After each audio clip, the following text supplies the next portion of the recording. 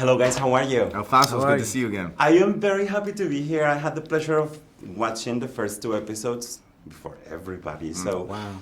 I just want to start with you asking about Tommy because seriously, this is one of the most interesting and complex characters in television, and you get to continue to tell us his story.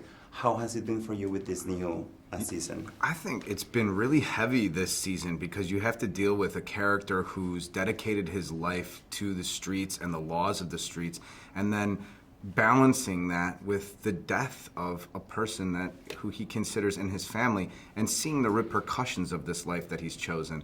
I think that we get to see Tommy's life from a different angle this season and really kind of from the inside out, really what makes him tick and struggling to balance the life that he's chosen and dedicated himself to fully.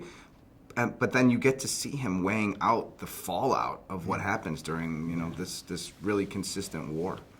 And Dre has become a major power in the story, and these alliances that he has built and everything that is happening with him, we want to know more and more and more. Yeah.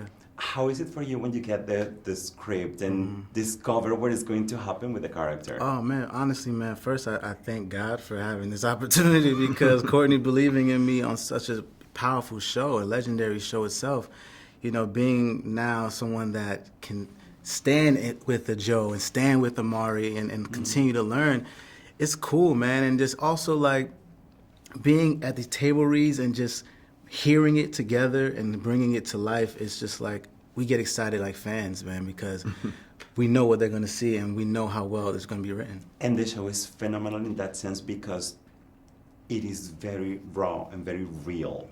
Like a lot of these shows in this genre are filter, but here we see that things are the way they really happen in real life. In real life. How's that aspect for you?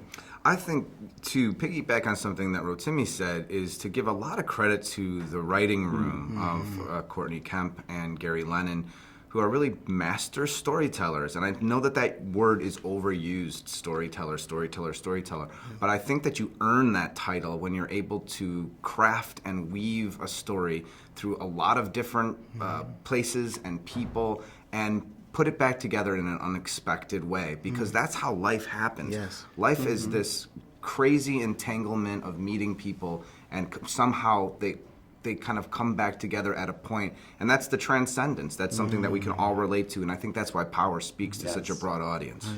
What do you think about the vulnerability versus the strength of the characters in the show? Because everybody's so real that they have this power but also this weakness. I feel like the vulnerability and fear is what drives them to be powerful and try not to end up with, it's like people have, it's like a cat, right?